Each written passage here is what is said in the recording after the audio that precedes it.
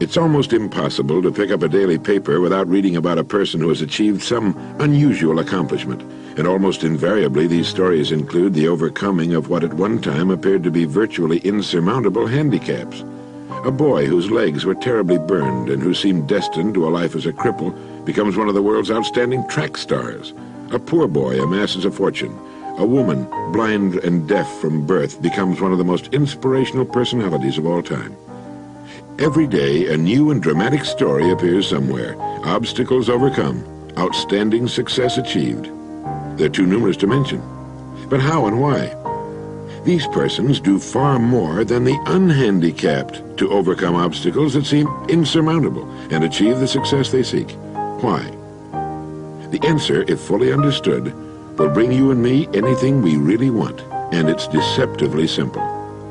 These people have goals. That is, they fix in their minds a point they have to reach, something that's more important than the effort and time that have to be expended in its achievement.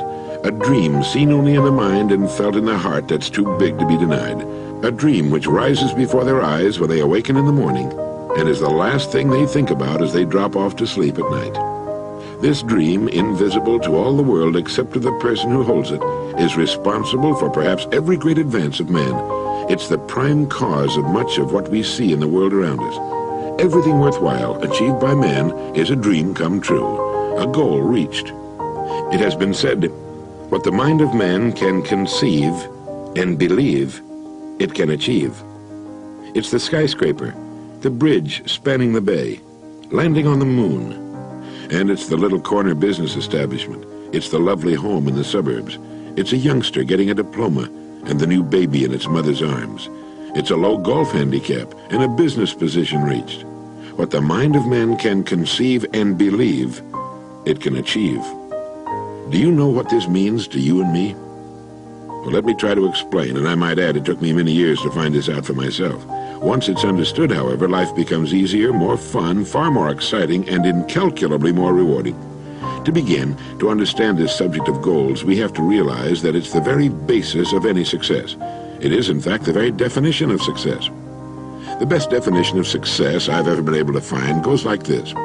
Success is the progressive realization of a worthy goal.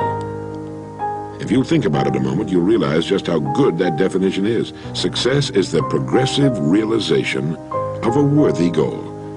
It means that any person regularly engaged in achieving something which he considers worthy of him is successful.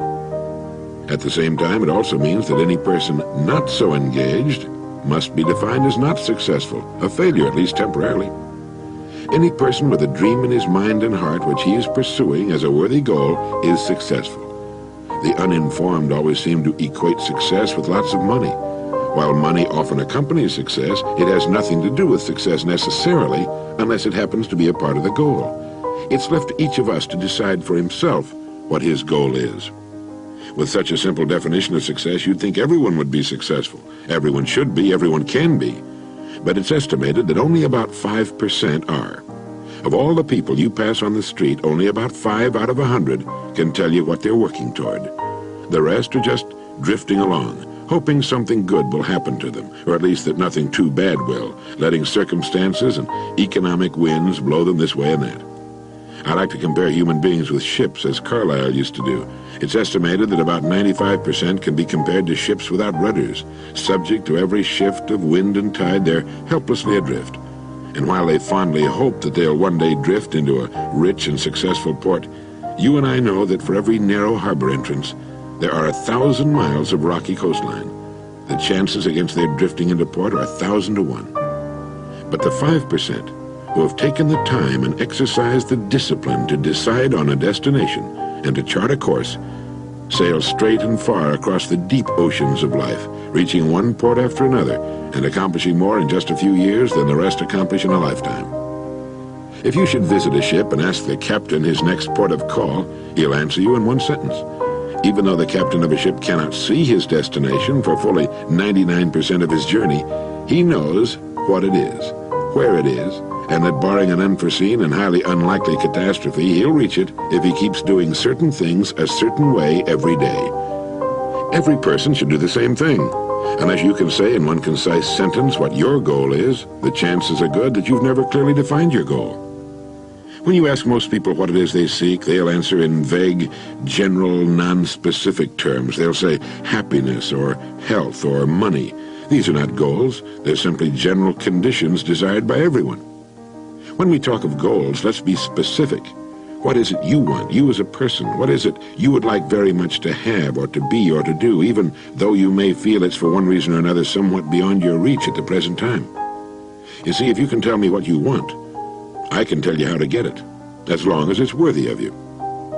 Proceeding successfully through a lifetime should be a matter of progressively setting and achieving goals one after another, each a little better and perhaps more interesting than the preceding. Just as a ship can sail to only one port at a time, set your first port of call. When you reach it, and reach it you will, you can set a new goal, and then another. By following this meaningful and common-sense approach to life, you'll be successful and can accomplish more in 5 years than the great majority of people do in a lifetime. Now let me tell you of a way to clarify your thinking and establish your first goal if you don't already have one. Knowing that without a goal we're unsuccessful, but that with a goal we will have direction and purpose and that our goal will be reached, we begin to realize that establishing a clearly defined goal is one of the most important steps we can possibly take. If you do not know what it is you want more than anything else, in other words, if you're not one of the fortunate who knows exactly what it is he or she seeks, set some time aside right now. Spend an hour or so, or many hours, even days if necessary, writing down the things you would most like to have. Make a want list. This could include a more beautiful home, a new car, a wanted child, a certain amount of money, a better job, better grades, a particular position in your school or organization, any one of 100 things. Write down as many as you can think of. If you're married, it's a good idea to do this with your spouse. When you've written down all the things you want, all of them, choose one.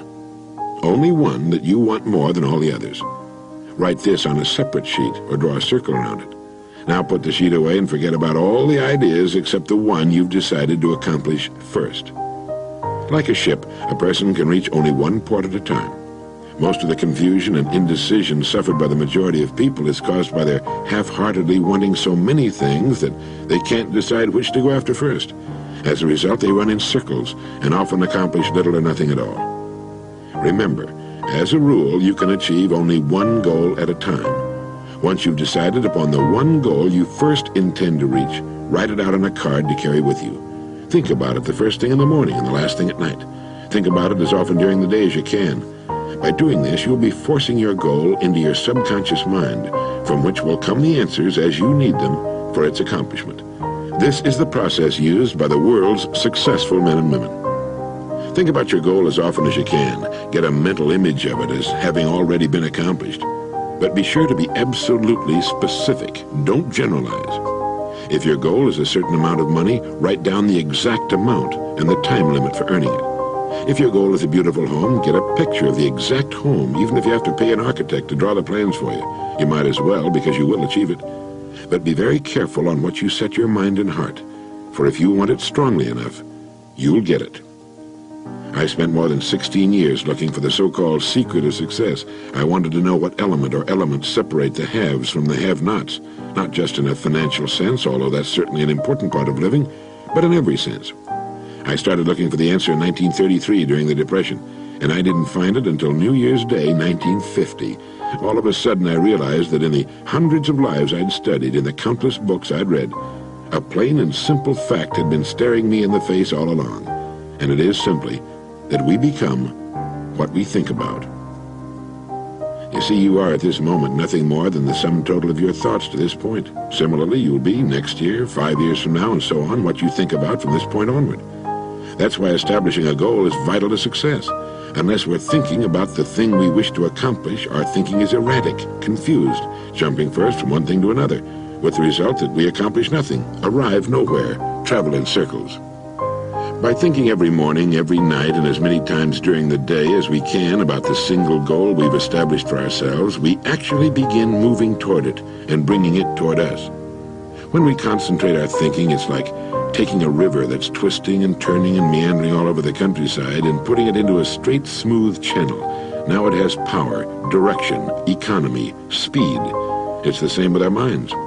Once we know where we're going, we know why we get out of bed in the morning. We know why we're working, and why it's important to do the very best work of which we're capable. We know why it's vital that we cut ourselves away from the big, sluggish river of people who are drifting without purpose, and cut the channel straight and clear to the #1 dream in our heart.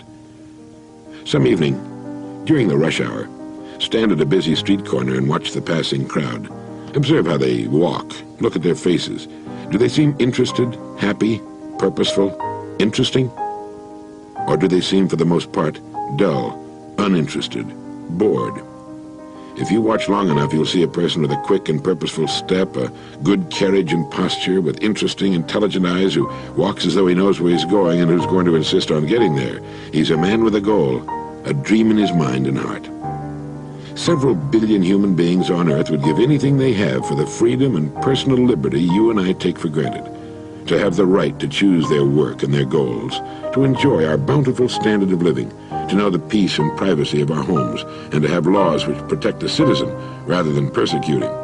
We have it all, and yet in the midst of our plenty, millions lead unhappy, aimless lives, living from day to day, month to month, confused, dispirited, in a prison of their own manufacture. These are the people who have never made the decision that could set them free. They've not decided what to do with their lives, even in our climate of freedom. As Carlyle said, the man without a purpose is like a ship without a rudder. Have a purpose in life, and having it, throw such strength of mind and muscle into your work as God has given you.